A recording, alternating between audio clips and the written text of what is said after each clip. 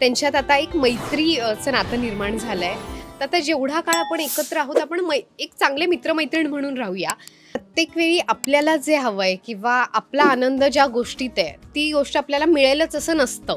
नाती जपायला, माणसांना धरून पुढे जायला तिला आवडतं. डेफिनेटली आपण आपल्याबरोबर समोरच्याचा पण विचार करतोस. हीच ती मुलगी आहे जिच्यामुळे तुझा सगळा संसार उद्ध्वस्त झालाय किंवा तू जे स्वप्न बघितलं होतं ते पूर्ण नाही होऊ शकलंय. कधी-कधी रुसवे-फुगवे पण होतात, पण ते तेवढ्या क्षणिक असतं म्हणजे ते. तर धमाल मस्ती करत आम्ही शूट करत असतो.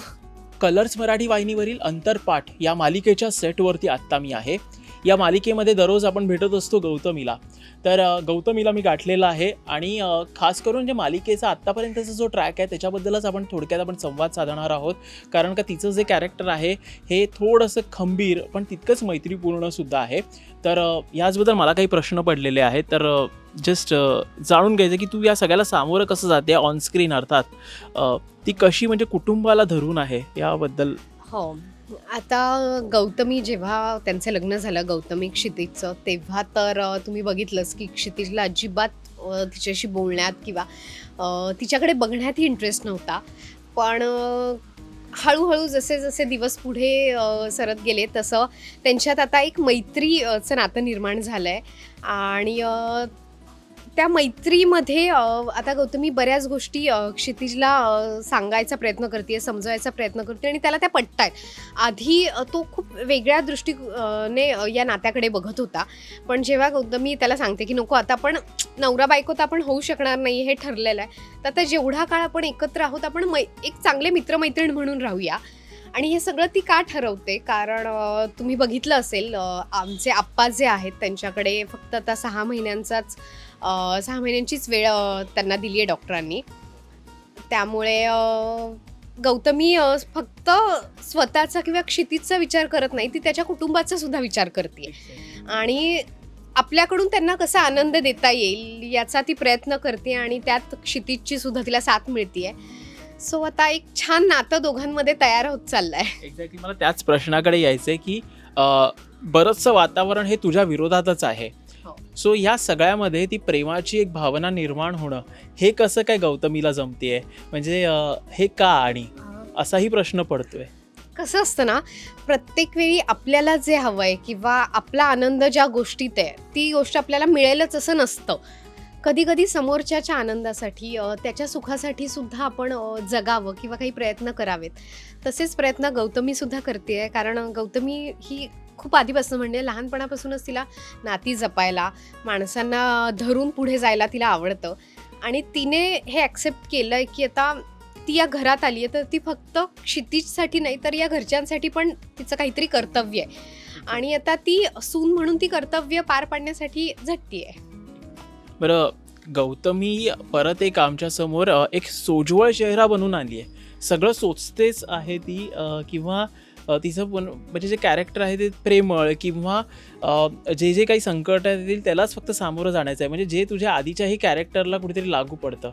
मग तू काय सांगशील हे सगळे असेच शेड थोडे सारखे सारखे रिपीट होत आहेत याबद्दल तू कसं बघ. पण मला असं वाटतं की नायिका कुठल्याही मालिकेची नायिका ही समजूतदार किंवा सोज्वळच असावी कारण तर ती आपल्याला आपल्या घरातली वाटते. सतत वाद करणारी जर एखादी नायिका दाखवली तर ती डेफिनेटली ती आपल्या घरातली नाही वाटणार. कारण आपण जेव्हा घरात एक कुटुंब म्हणून राहतो ना तेव्हा डेफिनेटली आपण आपल्याबरोबर समोरच्याचा पण विचार करतोस.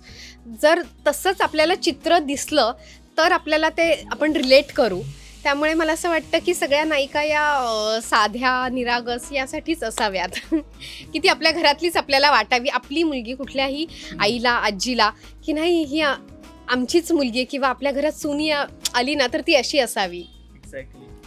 बरोबर. बरं, आता कुटुंबात तर तू रुळण्याचा पूर्णपणे प्रयत्न केलेला आहेस पण संकट जी आहेत ती काही कुठे थांबणार नाही आहेत. आणि या संकटांच्या एकूणच सगळ्या ट्रॅकबद्दल तू काय सांगशील म्हणजे आता काय काय पुढे आता पडाव प्रेक्षकांना पाहायला मिळू शकतो जे आता तू रिसेंटलीच तू जे परफॉर्म केलेलं आहेस त्याच्याबद्दलच आता जो सीन तू शूट करत होतीस. ॲक्च्युली आता खूप सगळ्यात मोठं चॅलेंज म्हणजे आता जान्हवी गौतमी समोर येणार आहे. पण अजून गौतमीला माहीत नाही आहे की ही जान्हवीच आहे म्हणून. सो जेव्हा ती गौतमीच्या आयुष्यात येते तेव्हा गौतमी जसं दुसऱ्या कोणाला तिने मदत केली असते तसंच गौतमी जान्हवीला मदत करते आहे. पण जेव्हा तिच्यासमोर हे सत्य येईल की हीच ती मुलगी आहे जिच्यामुळे तुझा सगळा संसार उद्ध्वस्त झाला आहे किंवा तू जे स्वप्न बघितलं होतं ते पूर्ण नाही होऊ शकलं आहे, तेव्हा गौतमीची काय रिॲक्शन असेल हे मला वाटतं मी सांगण्यापेक्षा बघा आमची मालिका, त्यात मज्जा येईल तुम्हाला बघायला. आणि चॅलेंजचं काय, प्रत्येकाच्या मला वाटतं आयुष्याचा पार्ट असतो. चॅलेंज येत असतात, आपण सगळ्या आव्हानांना सामोरं जायचं, त्यात एक वेगळा आनंद असतो मला वाटतं. बरोबर. बरं, आता मालिका जवळपास 50चा टप्पा आता गाठेल किंवा आता ओलांडेल सुद्धा. तर या 50 भागापर्यंत तुला गौतमीमधली गवसलेली एखादी अशी क्वालिटी जी खूप भावलेली आहे? गौतमी कुठल्याही मला वाटतं सिच्युएशनमध्ये ना खूप शांत डोक्याने विचार करते. कोणत्याही असं एकदम फटकन कुठलंही डिसिजन घेत नाही ती. नीट विचार करते. पेशन्स मला वाटतं हे गौतमीमध्ये खूप आहेत. कारण जर नॉर्मल कुठली मुलगी असती आणि तिचा संसार असा लग्न झाल्या दुसऱ्या दिवशी मोडला असता तर तिने म्हणजे जमीन आसमान एक केलं असतं. पण गौतमी खूप शांतपणे पेशंटली ती सगळ्याला सामोरं जाते आहे. कारण तिला माहिती आहे आता ही सिच्युएशन आहे, आता यात काही बदल नाही होणार आहे असं दिसतंय जर तिला, तर आपण शांतपणे यातून काय मार्ग काढता येईल किंवा कसं बाहेर पडता येईल यासाठी प्रयत्न करते. सो आणि मालिकेच्या सेटवरती जे काही तुमचं बॉन्डिंग आहे त्याच्याबद्दल एखादा सांग ना किस्सा, या 50व्या भागापर्यंतचा. हे बॉन्डिंग सगळ्यांमध्येच खूप छान बॉन्डिंग झालं आहे. ऑफकोर्स सुरुवातीचे पहिले 5-6 दिवस जरा थोडं असतं ते, पण नंतर जसं जसं आपण एकमेकांना ओळखायला लागतो तसं मजा मस्ती करत आता आमच्या साईटवर सगळ्यांचंच खूप छान बॉन्डिंग झालं. आम्ही एकमेकांची सतत खेचतही असतो, इन्सल्ट करत असतो, मजा करत असतो. एखाद्याची मजा चालू असेल तर ते हसत असतो, मजा घेत असतो. असं सगळं चालू आहे. असं नाही की सगळं गोडगोडच असतं. कधी कधी रुसवे फुगवे पण होतात, पण ते तेवढ्या क्षणिक असतं. म्हणजे ते तर धमाल मस्ती करत आम्ही शूट करत असतो. फायनली प्रेक्षकांना काय सांगशील? आमच्या या मालिकेत आता खूप पुढे जाऊन ट्विस्ट अँड टर्न्स येणार आहेत. जान्हवी जेव्हा क्षितिज समोर येईल तेव्हा त्याची काय रिॲक्शन असेल आणि या सगळ्याचा पुढे जाऊन गौतमीच्या आयुष्यावर काय परिणाम होणार आहे हे सगळं जर तुम्हाला बघायचं असेल तर नक्की बघा अंतरपाठ ही मालिका कलर्स मराठीवर संध्याकाळी 7:30 वाजता.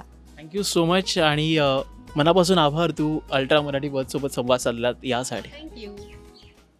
मराठी मनोरंजन विश्वातील सर्व अपडेट्स मिळवण्यासाठी अल्ट्रा मराठी बजला सबस्क्राईब करून बेल आयकॉनवर सुद्धा क्लिक करा.